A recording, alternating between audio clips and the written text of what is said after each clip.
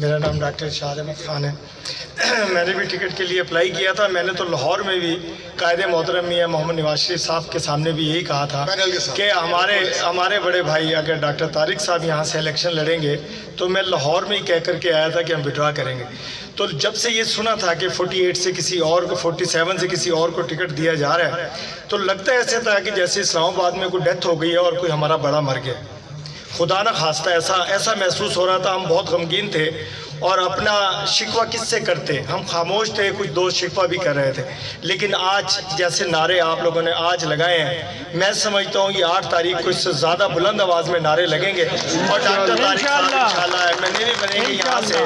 اور ہمارے اسلام آباد کو سنبھالنے والے بڑے بھائیوں میں سے یہی ہیں. آپ یہ دیکھیے کہ کتنے لوگ اکٹھے ہیں. یہ سب لوگ اسلام آباد سے اکٹھے ہوئے ہیں. کیوں اکٹھے ہوئے ہیں کہ ڈاکٹر طارق صاحب جب ایک ہلکی سی آواز بھی لگاتے ہیں کہ آؤ میرے پاس اکٹھے ہو جاؤ, تو مسلم لیگ نون کے شیر بہن بھائی سب لوگ یہاں ایسے اکٹھے ہوتے ہیں کہ جیسے خوشی کا سماں ہوتا ہے. تو آج میں سب بہن بھائیوں کو بھی مبارکباد دیتا ہوں اور ڈاکٹر صاحب آپ کو سلوٹ کرتا ہوں کہ آپ ہم سب کو اکٹھا کرتے ہیں اور آپ کی محبت میں ہم لوگ سب یہاں آتے ہیں. بہت شکریہ.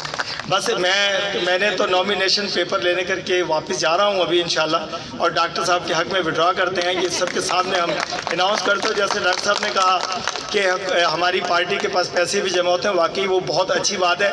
لیکن یہ دیکھیے کہ نئے چہرے, میں یہ کہتا ہوں کہ ہماری پارٹی کا یہ ایک اچھا منشور ہے کہ ہر ورکر کو یہ موقع ملتا ہے کہ قائد محترم کے سامنے پیش ہوتے ہیں ہم لوگ اور اپنے جذبات کا اظہار بھی کرتے ہیں. اور پارٹی ہمیں موقع دیتی ہے کہ ہم وہ بتاتے ہیں کہ کارکن ہمارے لیے وہی ہیں جو کہ قائدین ہیں الحمدللہ.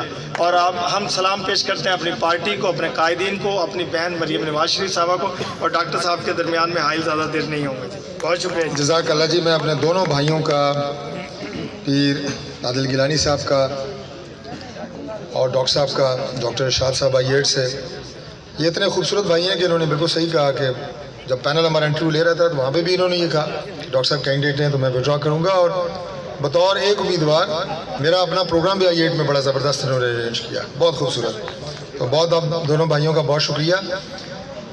میں بھی آخر میں آپ کا شکریہ ادا کروں گا, لیکن میری خواہش ہوگی کہ چونکہ خواتین کی ایک بڑی بھرپور نمائندگی یہاں پہ موجود ہے, پہلے تو میں نے آپ سے پوچھا کہ آپ سب آپ نے کہا ہم اپنی مرضی سے کھڑے ہیں. ہاں, یہ وضاحت ہونی چاہیے. تو آپ ایک خاتون جو ہیں وہ اپنے جذبات کا اظہار کریں آج کے موقع کی مناسبت سے.